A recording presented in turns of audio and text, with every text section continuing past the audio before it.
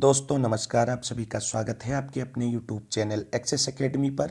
साथियों, TGT PGT reminder series के अंतर्गत आज का वीडियो मैं आप सभी लोगों के लिए लेकर के आया हूं। इस वीडियो में नागरिक शास्त्र के महत्वपूर्ण टॉपिक राज्य की उत्पत्ति और उसके विभिन्न सिद्धांतों के बारे में पढ़ेंगे।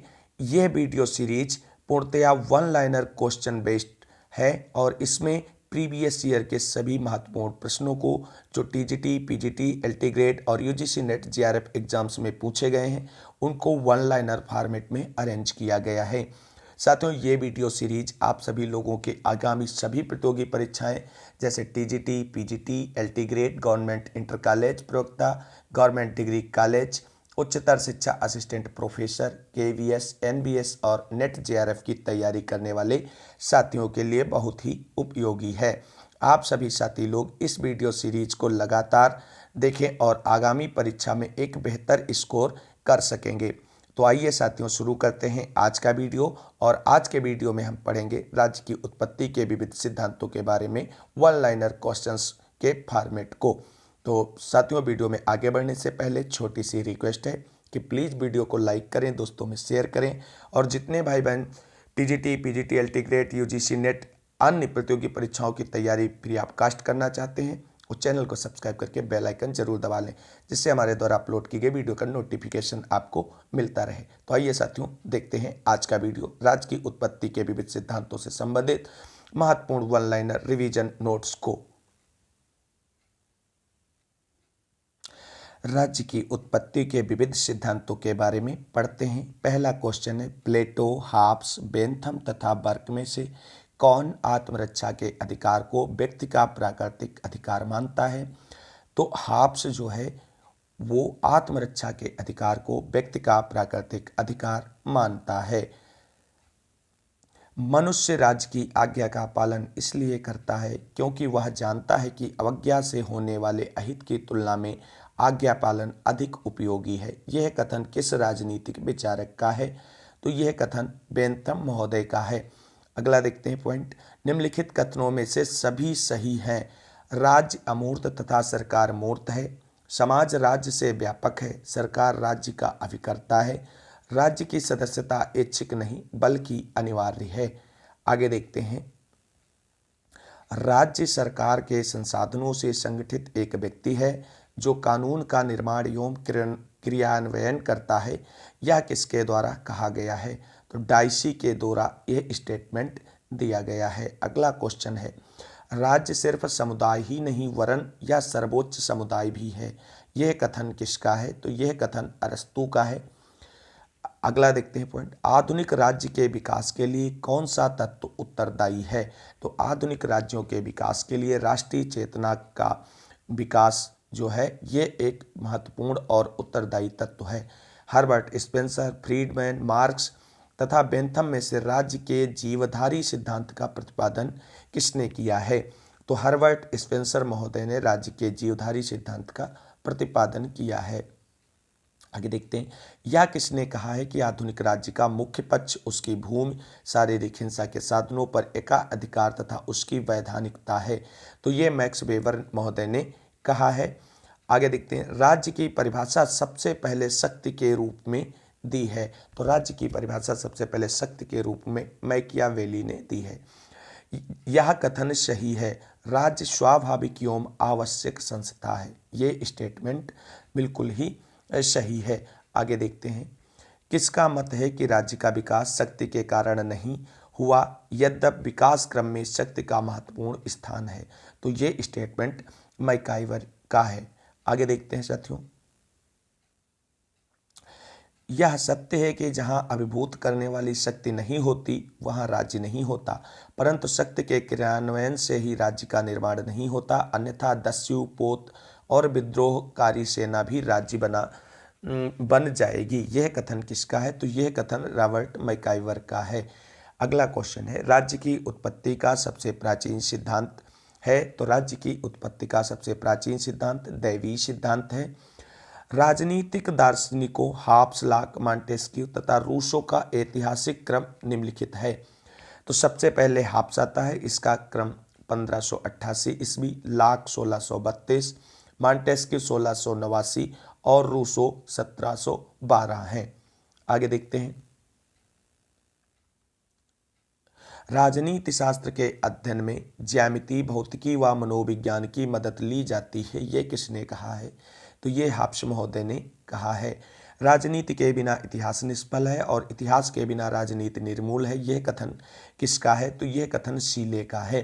किसने कहा है? इतिहास का राजनीति विज्ञान के बिना फल नहीं तथा राजनीति विज्ञान का इतिहास के बिना जड़ नहीं है, ये भी शीले महोदय ने कहा है। इतिहास के बिना नागरिक शास्त्र जड़ विहीन है और नागरिक शास्त्र के बिना इतिहास फल विहीन है, यह कथन किस विचारक का है?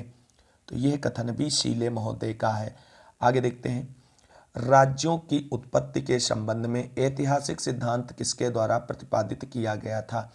तो राज्य की उत्पत्ति का ऐतिहासिक सिद्धांत हेनरी मैन के द्वारा प्रतिपादित किया गया था। किसने प्रास्थिति से संविदा सिद्धांत का प्रतिपादन किया था?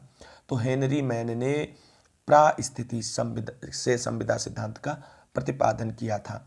किसने कहा है कि राज्य केवल समुदायों का समुदाय नहीं है, यह एक सर्वोच्च समुदाय है? तो यह अरस्तु महोदय ने कहा है और अरस्तु महोदय ही राजनीति विज्ञान के जनक माने जाते हैं। शेवाइन कहता है कि अंग्रेजी भाषा भाषी जातियों ने जितने भी राजनीतिक दार्शनिकों को जन्म दिया है उनमें यह कदाचित महानतम है। तो कौन महानतम है? तो शेवाइन ने हाब्स को महानतम माना है। अरस्तु का आदर्श राज्य सदैव प्लेटो का दूसरा सर्वाधिक अच्छा राज्य है, यह कथन किसका है? यह कथन भी G.H. शेवाइन का है। अगला क्वेश्चन है। Jeremy Bentham, Thomas Paine, James Mill तथा J.S. मिल में से राज्य को एक आवश्यक बुराई माना है? तो टॉमस पेन ने राज्य को एक आवश्यक बुराई माना है। भारतीय राज्य की प्रकृति के बारे में संरचनात्मक प्रकार्यात्मक परिप्रेक्ष्य किसने प्रस्तुत किया है? तो साथियों W.H. मॉरिस जोन्स तथा रजनी कोठारी के द्वारा यह मॉडल प्रस्तुत किया गया है। व्यक्ति जी का जीवन एकाकी, क्षुद्र, घिनौना, पशुवत और अल्प है, यह कथन किसका है? तो यह हाब्स महोदय का है। किसी सभ्य समुदाय के किसी सदस्य के ऊपर अधिकृत रूप में शक्ति का उपयोग करने का एकमात्र उद्देश्य अन्य को नुकसान पहुंचने से रोकना है, यह मत किसका है? तो यह मत J.S. मिल महोदय का है। आगे देखते हैं। हाब्स के अनुसार प्राकृतिक अवस्था में मानवीय जीवन कैसा था? तो हाब्स ने प्राकृतिक अवस्था में मानवीय जीवन को एकाकी, निर्धन, निंदनीय और अल्पकालिक माना है। हाब्स के अनुसार प्रकृति का राज्य इस युग का था, तो यह निरंतर संघर्ष के युग का था। अगला क्वेश्चन है। 1655 की हिंसक क्रांति, 1642 का गृह युद्ध, 1650 की स्वर्णिम क्रांति तथा 1688 की स्वर्णिम क्रांति में से किससे लाख के विचारों को प्रेरणा प्राप्त हुई है? तो 1688 की स्वर्णिम क्रांति। आगे देखते हैं। सामान्य इच्छा के प्रति वास्तविक आपत्ति यह है कि जहाँ तक यह इच्छा है सामान्य नहीं, जहाँ तक यह सामान्य है यह इच्छा नहीं, यह कथन किसका है? तो यह कथन हाबहाउस महोदय का है। आगे देखते हैं साथियों। प्राकृतिक अधिकारों का सिद्धांत एक भाग है। तो प्राकृतिक अधिकारों का सिद्धांत सामाजिक समझौते के सिद्धांत का एक भाग है। राज्य की उत्पत्ति के संबंध में कौन सा सिद्धांत इस धारणा से शुरू होता है कि राज्य की उत्पत्ति से पहले मनुष्य प्राकृतिक अवस्था में रहते थे? तो ये सामाजिक अनुबंध का सिद्धांत जो है इससे शुरू होता है। प्राकृतिक अधिकारों का सिद्धांत भाग है। तो प्राकृतिक अधिकारों का जो सिद्धांत है वो सामाजिक समझौते या सामाजिक अनुबंध के सिद्धांत का भाग है। सामाजिक अनुबंध सिद्धांत के प्रबल समर्थक कौन थे? तो हाब्स, लॉक तथा रूसो जो है सामाजिक अनुबंध सिद्धांत के प्रबल समर्थक थे। आगे देखते हैं। प्राकृतिक अधिकारों का सिद्धांत किसका आवश्यक भाग है? तो सामाजिक समझौते के सिद्धांत का आवश्यक भाग है। किस सिद्धांत के अनुसार राज्य की स्थापना जनता की इच्छा से हुई है? तो सामाजिक समझौते के सिद्धांत के अनुसार राज्य की उत्पत्ति या स्थापना जनता की इच्छा के अनुसार हुई है। Austin, lock, J.S. मिल तथा मार्क्स में से सामाजिक संविदा के सिद्धांत से संबंध है? तो लॉक महोदय संबंधित है।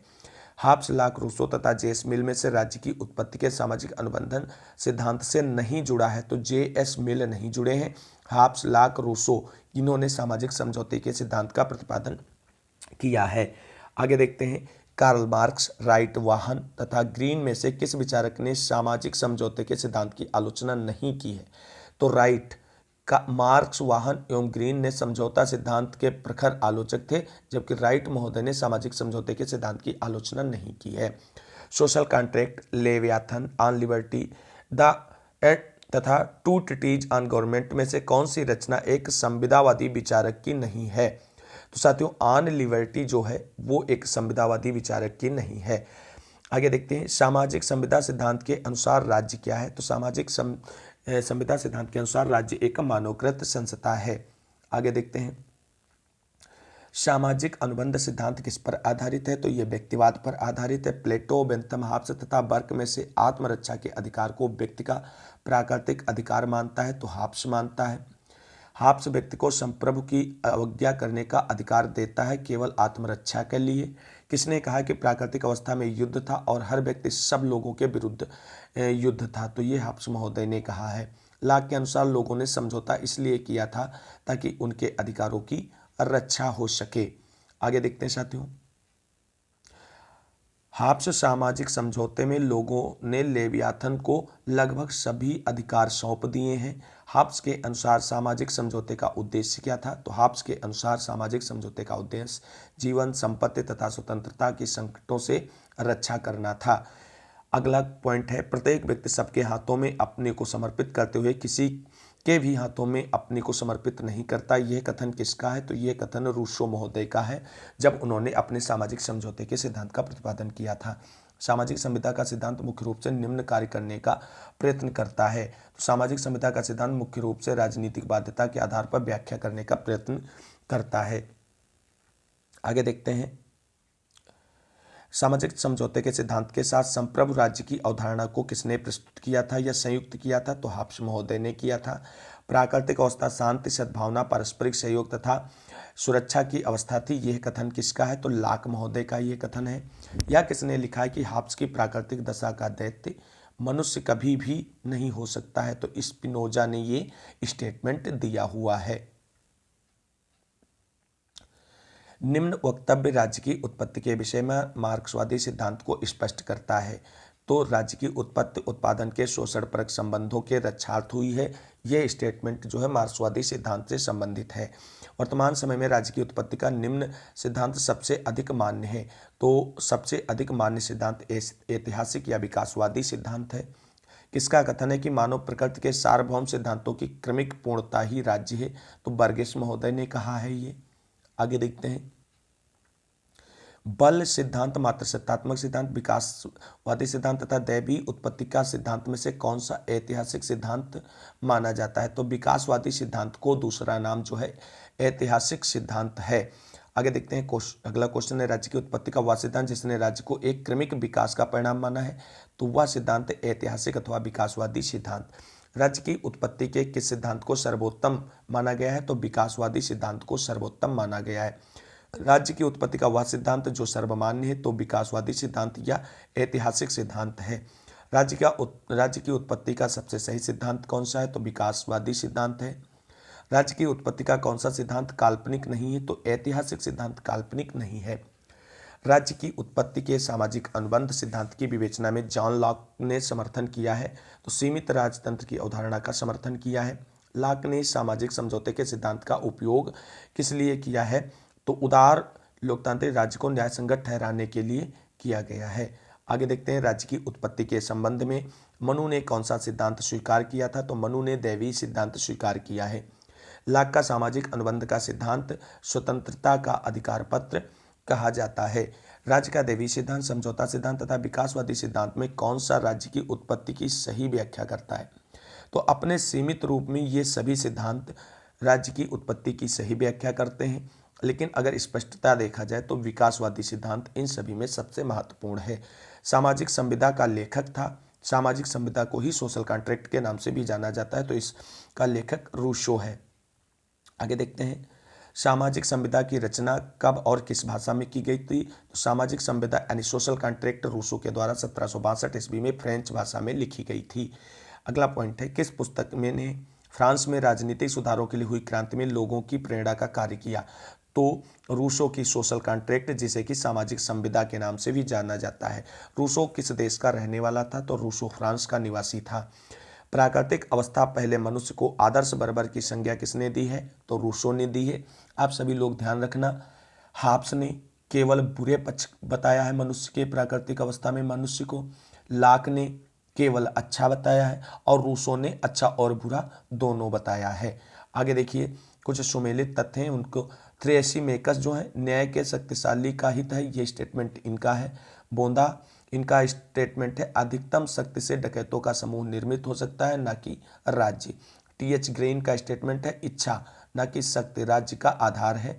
मौत से तुंग का स्टेटमेंट है शक्ति बंदूक की नली से निकलती है। आगे देखते हैं साथियों, रूसो की सामान्य इच्छा संकल्प के संबंध में निम्न कथन सही है। तो वह राज्य में कानून का स्रोत है, यह सदैव जनहित में होती है तथा यह सदैव सही होती है। रूसो के लिए किसे सामान्य इच्छा की अभिव्यक्ति के रूप में माना जाता है? तो कानून को माना जाता है। सामान्य इच्छा का सिद्धांत किसने प्रतिपादित किया था? तो रूसो महोदय ने प्रतिपादित किया था। राज्य का उद्भव जीवन की आवश्यकताओं के लिए हुआ है तथा वह अच्छे जीवन के लिए विद्यमान है। ये कथन किस दार्शनिक का है? तो ये कथन अरस्तु महोदय का है। किसके अनुसार राज्य जीवन की मूलभूत आवश्यकताओं के निमित्त अस्तित्व में आता है और श्रेष्ठ जीवन के लिए अस्तित्व में बना रहता है? ये भी स्टेटमेंट अरस्तु महोदय का है। किसने कहा है राज्य की उत्पत्ति जीवन के लिए हुई है और उसका अस्तित्व सद जीवन के लिए बना हुआ है? ये भी अरस्तु महोदय ने कहा है। अगला पॉइंट है, मनुष्य स्वतंत्र पैदा हुआ है किंतु वह सर्वत्र जंजीरों में बंधा हुआ है। इस वाक्य से रूसो का क्या आशय है? वह स्पष्ट करना चाहता है कि इन श्रृंखलाओं को तोड़ दिया जाना चाहिए। किसने कहा है मनुष्य स्वतंत्र जन्म लेता है फिर भी वह हर जगह बेड़ियों में जकड़ा हुआ है? तो ये स्टेटमेंट रूसो महोदय का है। मनुष्य स्वतंत्र रूप से जन्म लेता है किंतु पग पग पर जंजीरों से जकड़ा हुआ, यह कथन किस विचारक का है? तो यह कथन भी रूसो महोदय का है। आगे देखते हैं, किस राजनीतिक चिंतक ने अपनी आत्मकथा में लिखा है कि उसकी मां ने जुड़वा बच्चों को जन्म दिया, स्वयं उसे तथा डर को? तो थॉमस हॉब्स महोदय ने ये स्वयं के बारे में लिखा है। किस विचारक के अनुसार प्राकृतिक अवस्था में मनुष्य बुद्धि या तर्क वितर्क के बजाय भावनाओं से संचालित था? तो रूसो के अनुसार। किसने रूसो के सामान्य इच्छा के सिद्धांत व सामाजिक अनुबंध के नैतिक महत्व को अनुबंध के आध्यात्मिक सिद्धांत में विकसित किया है? तो कांट महोदय ने विकसित कर दिया है। आगे देखते हैं, किसने सामाजिक संविदा सिद्धांत की घटिया इतिहास, घटिया दर्शन तथा घटिया विधि के रूप में आलोचना की? तो सर हेनरी मैन ने ये आलोचना की है। नोजिक, राल्स, ओक्सफोर्ड तथा हन्ना अरेंट में से किसे सामाजिक समझौते के विचार को नए रूप में प्रस्तुत करने के लिए श्रेय दिया जाता है? तो जॉन रॉल्स महोदय को दिया जाता है।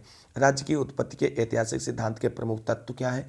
तो राज्य की उत्पत्ति का सर्वमान्य सिद्धांत ऐतिहासिक सिद्धांत है। इसके प्रमुख तत्व है रक्त संबंध, मनुष्य के स्वाभाविक सामाजिक प्रवृत्तियां, धर्म, युद्ध, आर्थिक गतिविधियां तथा राजनीतिक चेतना। आगे देखते हैं,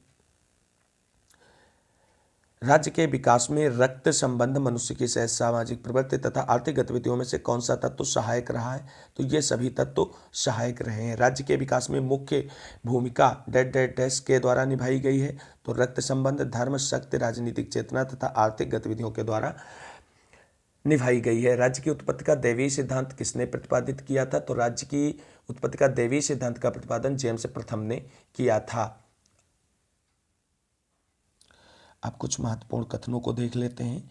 लेखक ने कहा है राज्य व्यक्ति के स्वार्थों द्वारा चालित एक ऐसे आदान प्रदान का परिणाम था जिससे व्यक्तियों ने उत्तरदायित्वों के बदले विशेषाधिकार प्राप्त किए। रिचर्ड हुकर महोदय ने कहा मनुष्यों की आदिम अवस्था अशांतिपूर्ण व संघर्षमय थी, इसलिए समझौते द्वारा राज्य की संस्था की स्थापना की गई। ह्यूगो ग्रेशियस ने कहा राज्य एक समझौते का फल है।